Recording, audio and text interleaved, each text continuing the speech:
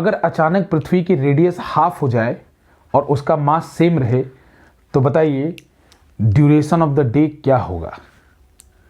यानी हिंदी में कि यदि पृथ्वी की त्रिज्या आधी हो जाए और जो भी अभी 6400 किलोमीटर है मान लीजिए 3200 किलोमीटर हो जाए और उसका द्रव्यमान समान रहे तो एक दिन की अवधि क्या होगी।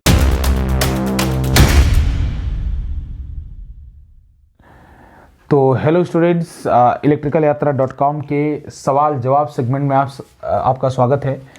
तो जो सवाल जैसे आपने शुरू में देखा इस वीडियो के कि if the radius of the earth become half of its original value keeping the mass same then what will be the duration of a day on the earth. यदि पृथ्वी का द्रव्यमान समान रखते हुए उसकी त्रिज्या को आधा कर दिया जाए तो बताइए एक दिन की अवधि क्या हो जाएगी। ये क्वेश्चन है, ये सीडीएस में आया हुआ है क्वेश्चन है। तो इस सवाल जवाब के सेगमेंट पे जो लास्ट कुछ एग्जाम जो करंट एग्जाम्स चल रहे हैं उनमें जो कुछ क्वेश्चंस हैं उनको हम पिकअप करते हैं और इंटरेस्टिंग क्वेश्चंस को जिनको जान के हमको मज़ा भी आए। तो ऐसे ये क्वेश्चन को मैंने पिक किया है और ये पहला हमारे जो सवाल जवाब का सेगमेंट है इलेक्ट्रिकल यात्रा का, ये पहला वीडियो है। इस वीडियो के आखिरी में मैं एक और सवाल पूछूंगा जिसका आंसर आप लोग खोजिएगा, फिर मैं उसको नेक्स्ट सेगमेंट में जो मेरा वीडियो होगा उसी के ऊपर बनेगा। सवाल जवाब का जो अगला सेगमेंट होगा वो उसी क्वेश्चन का आंसर होगा, ठीक है। तो ये इसका आंसर कैसे निकाला जाए, आप लोग वीडियो को पॉज कीजिए, सोचिए कि इसमें से चारों ऑप्शन में से कौन सा ऑप्शन आप टिक करेंगे। मास सेम है, रेडियस को हाफ कर दिया गया है, तो इससे दिन के ड्यूरेशन पे क्या फर्क पड़ेगा, यानी कितने दिन का हो जाएगा, कितने दिन का कितने घंटे का दिन हो जाएगा। तो वीडियो को पॉज कीजिए और सोचिए। तो उम्मीद है आपने सोच लिया होगा इसका आंसर और सबने अपना आंसर नोट भी कर लिया होगा कि किसका आंसर क्या है। तो मैं अब सही आंसर बताने जा रहा हूँ। इसका सही आंसर होगा 6 घंटे। इसका सही आंसर जो होगा वो 6 घंटे होगा। अगर ऐसा होता है, अगर ऐसा हो कि मान लीजिए अर्थ अचानक कोलैप्स कर जाए, अचानक उसके अंदर के जो लावा वगैरह हैं वो अचानक जो कम डेंसिटी वाला एरिया है वो अचानक कोलैप्स कर जाए ड्यू टू एनी रीजन, वैसे लाइफ नहीं बचेगी लेकिन फिर भी एक एजम्पशन हमने लिया है, थ्योरेटिकल पॉसिबिलिटी देखी है। तो उस केस में क्या होगा, तो उस केस में आपका दिन और रात की जो अवधि है, एक दिवस की जो अवधि है, एक डे की जो अवधि या 24 घंटे है वो घट के 6 घंटे की हो जाएगी। यानी आपकी 3 घंटे का दिन होगा और 3 घंटे की रात होगी। ये सिचुएशन होगा। अब ये सवाल है कि इसका कैसे उत्तर निकाला है आपने, कि कैसे आप बता सकते हैं। तो मैं आपको एक बात बताना चाहता हूँ। तो जो स्टूडेंट टेक्निकल बैकग्राउंड से, साइंस जिनका बैकग्राउंड है, उनको एक चीज़ मैं बताता हूँ। एक चीज़ होती है जिसका नाम होता है मोमेंट ऑफ इनर्शिया। एक चीज़ होती है जिसका नाम है मोमेंट ऑफ इनर्शिया। जो साइंस बैकग्राउंड के हैं उनकी बात कर रहा हूँ अभी। इसी को हिंदी में कहते हैं जड़त्व आघूर्ण। जड़त्व आघूर्ण इसको कहते हैं हिंदी में जड़त्व आघूर्ण। जो नॉन टेक्निकल बैकग्राउंड है जिनका, उनके लिए भी मैं सोल्यूशन बताऊंगा और उनके लिए एक चीज़ भी याद रखने वाली है, जड़त्व आघूर्ण। ये जड़त्व आघूर्ण, तो जड़त्व आघूर्ण। और एक चीज़ होती है ओमेगा। ओमेगा होता है कोणीय वेग, कोणीय वेग या angular velocity, angular velocity, angular velocity या एंगुलर वेलोसिटी या कोणीय वेग। हिंदी में इसको कहते हैं कोणीय वेग, कोणीय वेग, कोणीय वेग, ये हिंदी में इसको कोणीय वेग कहते हैं। तो मैं आपको बताऊं कि जब अचानक अर्थ कोलैप्स हुई तो इसके ऊपर बाहर से कोई फोर्स नहीं लगा था। तो एक चीज़ है, साइंस साइड के बैकग्राउंड के लिए भी बता रहा हूँ बच्चों, नॉन टेक्निकल बैकग्राउंड हो उनको भी मैं इसको सिंप्लीफाइड वे में समझाऊंगा जरूर। तो आपको जड़त्व कोई फोर्स बाहर से तो नहीं लगा। तो एक चीज़ होता है जिसको बोलते हैं बल आघूर्ण, इंग्लिश में टॉर्क। तो टॉर्क इसके ऊपर 0 है। अगर किसी भी चीज़ के ऊपर टॉर्क 0 हो या बल आघूर्ण 0 हो तो आप उसका एंगुलर मोमेंटम यानी हिंदी में कोणीय संवेग संरक्षित कर सकते हैं, कोणीय संवेग संरक्षित कर सकते हैं। और ये भी एक बड़ा फेमस क्वेश्चन है कि कोई भी प्लेनेट सन के अराउंड रोटेशन कर रहा है, कोई भी सैटेलाइट अर्थ के अराउंड रोटेशन कर रहा है या किसी और प्लेनेट के अराउंड रोटेशन कर रहा है, तो उसकी कौन सी ऐसी भौतिक राशि या फिजिकल क्वांटिटी होगी जो कांस्टेंट होती है। तो आपको मैं बता दूं उसका आंसर है एंगुलर मोमेंटम। उसका आंसर है एंगुलर मोमेंटम या कोणीय संवेग ही उसका संरक्षित होता है, क्योंकि उसके ऊपर जो नेट में बल आघूर्ण है, जो बल आघूर्ण यानी टॉर्क है वो 0 होता है। तो यहाँ भी वैसा ही सिचुएशन है। तो यहाँ पे होगा क्या कि एंगुलर मोमेंटम जो होता है बच्चों होता है L बराबर I into omega, I into omega.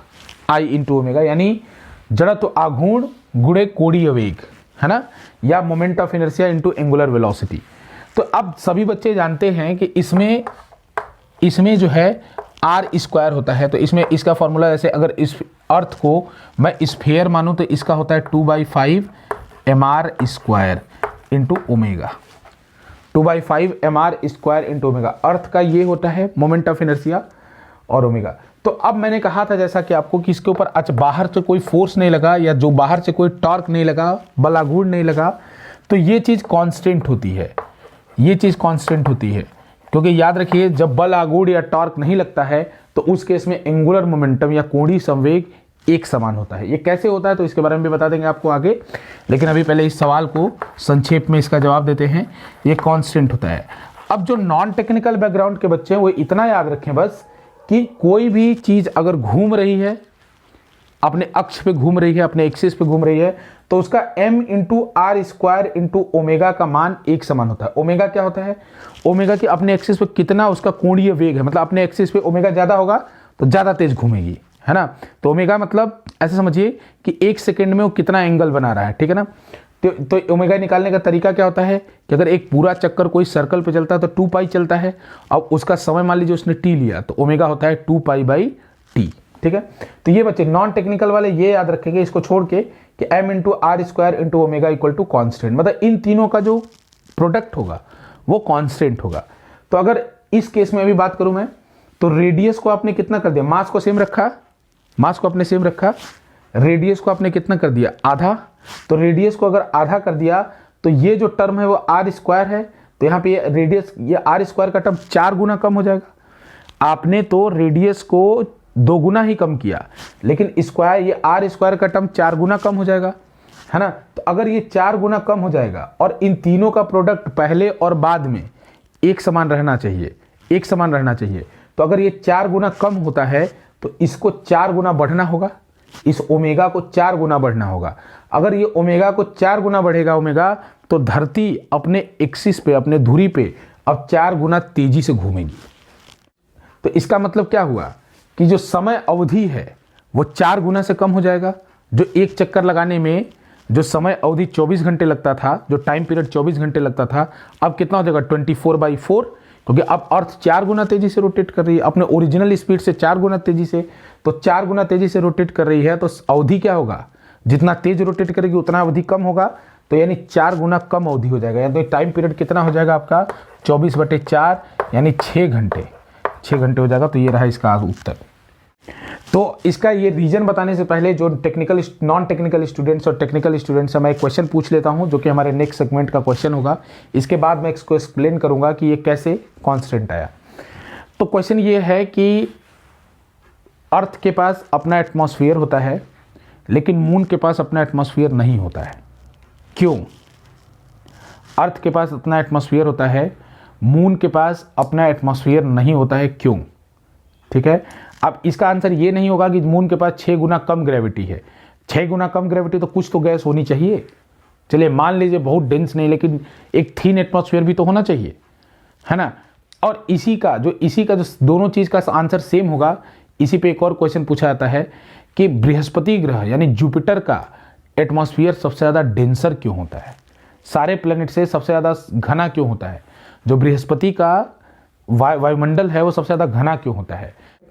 तो इसका उत्तर आपको डिस्क्रिप्शन में वीडियो का लिंक मिलेगा, जिसमें आपको इस अगला सेगमेंट सवाल जवाब का होगा और उस वीडियो तक आपको ले जाएगा वो। साथ ही आप हमारे इलेक्ट्रिकल यात्रा के चैनल पे इसका प्लेलिस्ट भी अलग से आपको मिलेगा सवाल जवाब का, वहाँ से भी आप इसको देख सकते हैं। और अब बात करते हैं इसकी कि एंगुलर मोमेंटम कांस्टेंट क्यों होता है। थोड़ा सा बात कर लेते हैं बाकी स्टूडेंट्स के लिए कि जो साइंस बैकग्राउंड के उनके लिए कि एंगुलर मोमेंटम कांस्टेंट क्यों होता है। तो बच्चों जो टॉर्क होता है या बल आघूर्ण होता है, बल आघूर्ण का मान जो होता है, जो बल आघूर्ण का मान होता है वो होता है rate of change of angular momentum के बराबर, rate of change of angular momentum के बराबर। यानी कोणीय संवेग के परिवर्तन का जो दर है वही क्या होता है, टॉर्क होता है या बल आघूर्ण होता है। जैसे फोर्स क्या होता है, बल क्या होता है, बल होता है rate of change of linear momentum, यानी रेखीय संवेग के परिवर्तन का दर जो है वो होता है बल। उसी तरह कोणीय संवेग के परिवर्तन का दर क्या होता है, परिवर्तन का जो कोणीय संवेग के परिवर्तन का जो दर होता है वो क्या होता है, बल आघूर्ण। सेम टू सेम बात है। तो जैसे वहां भी बोला जाता है कि आप मोमेंटम कंजर्वेशन कब कर सकते हैं, यानी संवेग का संरक्षण। उसमें मैं पूछता हूं बच्चों से, संवेग का संरक्षण, रेखीय संवेग का संरक्षण आप कब कर सकते हैं, जब आपका नेट फोर्स 0 हो। उसी तरह से कोणीय संवेग का संरक्षण आप कब कर सकते हैं, यानी एंगुलर मोमेंटम का संरक्षण आप कब कर सकते हैं, जब नेट टॉर्क 0 हो। तो हम वहीं आपको बताने वाले हैं कि यहाँ पे नेट टॉर्क 0 है क्योंकि बाहर से कोई फोर्स हमने लगाया नहीं, और इसके बाद जो भी इसके ऊपर फोर्स है वो इसके एक्सिस ऑफ रोटेशन से, यानी जिस अक्ष के अबाउट ये घूम रहा है वो बल उसी अक्ष से ही पास हो जा रहा है। तो उसका कोई नेट टॉर्क नहीं है। ये अलग विषयों के नेट टॉर्क क्यों नहीं है तो अलग अलग बात है, वो हम बताएंगे आपको बाद में। तो नेट टॉर्क इसका 0 है तो उसको dl/dt लिखा जाता है, और dl/dt अगर नेट टॉर्क 0 है तो dl/dt भी 0 होगा, dl/dt भी 0 होगा, और dl/dt 0 होगा। तो इसका मतलब एक बात बताइए हमको कि किसी चीज़ का डिफरेंशिएशन यानी किसी चीज़ का अवकलन शून्य कब आता है। जैसे नेट टॉर्क 0 है और वो किसके बराबर होता है, dl/dt के, और ये शून्य के बराबर आ गया। तो किसी चीज़ का अवकलन शून्य कब होता है, जब वो चीज़ नियत हो, यानी वो चीज़ कांस्टेंट हो। तो यानी अगर L कांस्टेंट है तो इसका अवकलन क्या आएगा, इसका डिफरेंशिएशन क्या आएगा, 0। तो यहाँ से प्रूफ होता है ये बात कि अगर इसका डिफरेंशिएशन 0 है तो इसका मतलब L बराबर कांस्टेंट है। तो L बराबर कांस्टेंट है, इसका मतलब क्या हुआ, इसका मतलब हुआ कि Li अगर कोई इंसिडेंट हो रहा है, कोई इवेंट हो रहा है, तो Li must be equal to Lf। कब, लेकिन कब, अगर कोई इवेंट हो और उसमें टॉर्क 0 हो तब आप ये काम कर सकते हैं। तो इसी वजह से मैंने क्या किया कि एंगुलर मोमेंटम को संरक्षित किया और वहाँ से आपको वो चीज़ हमने निकाल के दिखाई। तो उम्मीद है आपको ये लेक्चर पसंद आया होगा। हमारे चैनल को लाइक, सब्सक्राइब और नोटिफिकेशन का बेल आइकन जरूर दबाएं ताकि आपको नेक्स्ट वीडियो सबसे पहले देखने को मिले।